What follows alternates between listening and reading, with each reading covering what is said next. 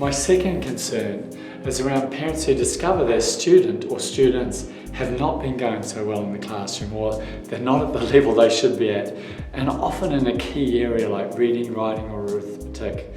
It's amazing how people are not too worried about HPE or art.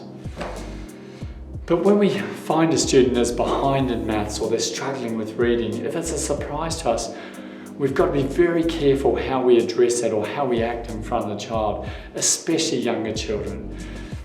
It's a common thing where a student senses that the person they're working with believes they should be much better than they are, and just in the tone of the language, you can read that, can't you? Can't you read that? You should be able to read that. And I've sadly even heard teachers say that to students in the classroom in front of a class. Students start just shutting down. I was one of those students myself many years ago, so I understand that. But even more so with a parent, because you're emotionally involved with the child, it's hard for you not to react that way. But I'm telling you right now, you have to make sure that you react in a positive way and focus on, okay, that's where we're at. We're going to move things forward. We're going to grow and develop. We're going to work on this together. Good on you. If you're not positive, then you are just causing further damage in that relationship, that learning relationship.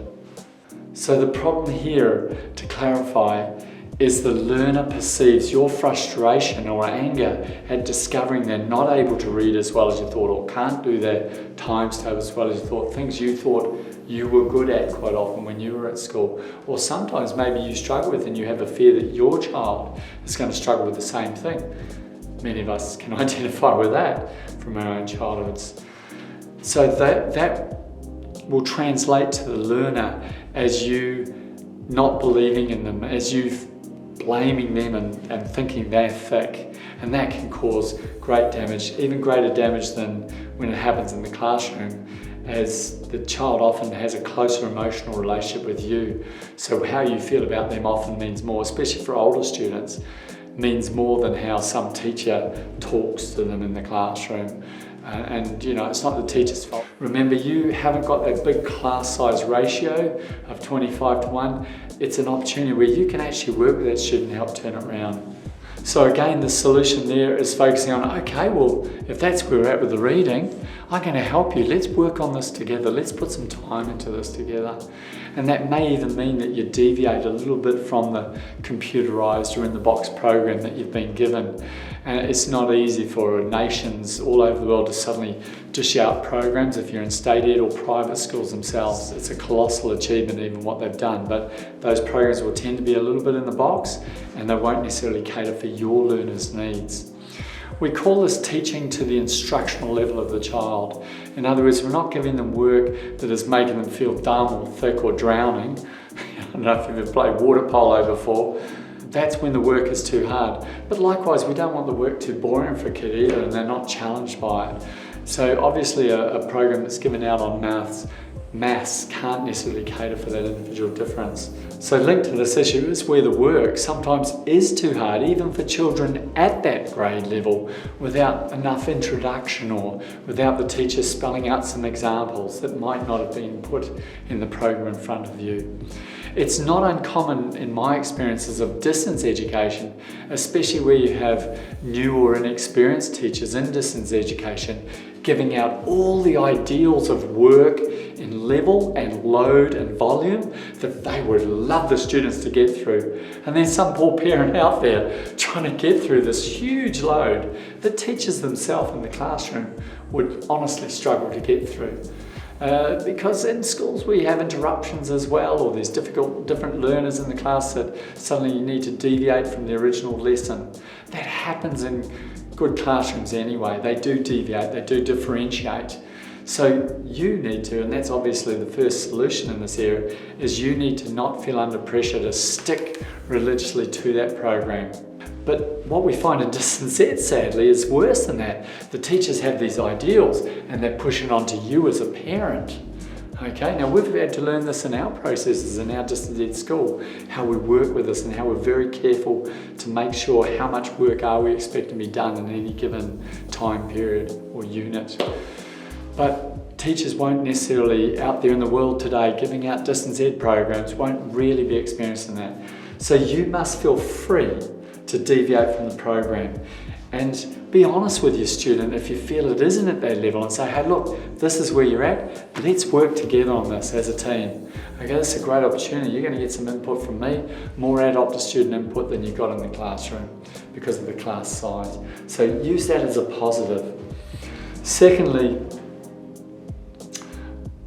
remembering that you're not going to be in trouble with this school. A lot of parents in distance ed can think, oh, I'm going to be in trouble from the teacher. They themselves remember their relationship with teachers, and sometimes they weren't that positive back years ago at school. So remember, there is no authoritarian relationship over you as a parent. You're a caring mum or dad doing your best to pick up this game of education for this seasonal period. I don't think any teacher would have any right to get frustrated or cross at you. Maybe if they wanted to pay you their $50,000 to $100,000 salary, depending which country you're in, to you, then maybe they could get frustrated at you. But you're not a professional at this. You're doing your best, and they will be happy, I'm sure, in 99% of cases, if you've deviated from the program, that you were doing your best in good faith and confidence. Another solution to this is actually taking the time. If you are working with a school, it's not just an en masse computerized program. You can often phone your student's teacher and get in touch with them. They are still working in the schools here in Australia. In most schools, they've been asked to remain open. I know in some cases they haven't, but that's another option. You can actually get some help from your teacher, like you would if it was a distance ed school. Another key is to take regular breaks and have little reward activities. So I often say, come on, you've done really well in this unit. Here are maths, we've got through not as much as they wanted us to, but hey, we've had a good go and I can see you worked hard. Okay, let's go out for 15 minutes on the trampoline or 10 minutes on the trampoline, and we'll come back in, refresh and attack this next lot of work. The reward slot could even be a game of cards, or maybe you've got a game of chess that you're working through. Now I know for many parents, I'm speaking a language that is foreign now. We don't have time to play cards or chess or all these great activities with our kids. Everyone's just so busy on their devices. But if you can make the reward something where you are building a relationship together, doing something that is encouraging social learning opportunities, those sort of opportunities are a valuable life experience your child will never forget. Over saying, okay, have some reward now, here you go, you can play some Minecraft and I'll go onto my Facebook. That's not a reward slot, not really, okay? But instead, it can be a great opportunity to build memories for life. The fourth area of concern is realising that children in busy classrooms have strategies for getting out of work. I actually left school at 15 with a reading age of 8, so I understand that side of things. I'm the odd teacher. I understand what it's like to not get it, and that's why I believe in our school it's informed some of our approaches. It's actually been an advantage for me. But when you're in that situation where you're in a classroom, you learn coping strategies to get things done enough to not be made an example of in front of anyone or be pulled up on, or you learn how to pretend you're reading and looking up at the clock to see you've only got 5 or 10 minutes to fake it until the bell rings, you get to morning tea. Now you can get away with that in the classroom, but suddenly you're going to have children, your own children, that have to do that in some of their classes or one of their classes if it's one subject they have difficulty with, but they won't be able to get away with it now. It's a one-to-one. You can see they're not really doing it, or you can say, hey, share with me what you're reading there, and find out, oh, they're not actually reading. So understanding that your children will sometimes have behaviours to opt out of learning or to get out of it, they're survival strategies. Nothing changes from home or school. They can have that either place. But the difference at home is they won't be able to get out of the loopholes. There's not 10 other kids out of the 25 doing that are also disengaged, we call it, in learning. But so have some grace for them. Say, hey, look, you're obviously not used to focusing for long periods of time, or oh, you're obviously used to sort of avoiding the work here and trying to get out of it, you know. And sometimes with that can go negative behaviours. And I think we need to recognise those signs and not get angry and cross, but understand where the student is at and try and dialogue with them, okay? And try and say, look, honestly, you can do this, but you'll be missing some steps towards doing it. Okay, so we're going to have to try and get help to go back in the learning process to get you the understanding you need to go forward. Okay, so it's very important that you have those success strategies there. Don't react to their bad behaviours, but instead respond to what are the reasons why they're turning on this opting out or bad behaviour. Okay, very common in all classrooms. It's going to happen in your homes. Closely linked to this is a concern around familiarity between a parent and a child. Some students will actually try things on for their parent that they wouldn't with a teacher. And that's because, sadly, in a lot of our homes, we don't actually have sort of rubber meets the road discipline. Okay, because we don't really have to. We don't actually have to live together. We send the child off to school, we pick them up, we drop them off to sport, the soccer coach is dealing with them there. We go home, they want dinner, so they are helping set the table or they don't get to eat. You know, and then it's after that it's homework time, and have you done your homework? Oh, I haven't got any. Oh yeah, okay. Oh, you know home? Oh yep, okay, good. Because we want to get on with what we're doing and they get on with what they're doing.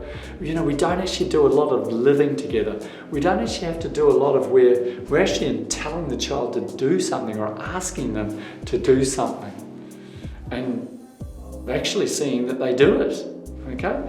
And I know that sounds judgmental, but probably 50% of families I work with in distance education have those real issues in their home.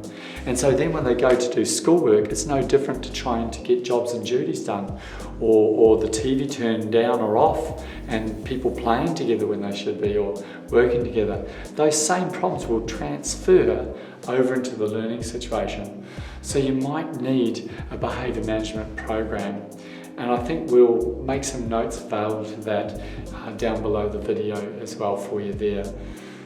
Coming into home education, for a lot of families that have joined us in the school, have been quite traumatic at times, where the parents have realised exactly that. We actually don't have this respectful relationship. We're friends, but we don't have this healthy respect where when I require something to happen, it's going to happen. Or the student's not going to turn around and say, oh, I don't want to. Nah. You know, because we never push the boundaries, we never require them to do something they don't necessarily want to do. I often tell parents in this situation that this is an opportunity to deal with rebellion, deal with disobedience or bad behaviour now, rather than one day your daughter coming home on the back of a motorbike and saying, oh, off, see you later, and telling you to get stuffed. You know, why not deal with these relationship issues when they're young? What a great opportunity, rather than waiting until the cement's dry and they're off and you've lost your kid, and hopefully they'll return when they turn 25 and realise mum and dad were actually really clever. But yeah, you don't have to miss that 10 years of relationship between 15 and 25 if we work on these things. Okay, I hope I've encouraged you there.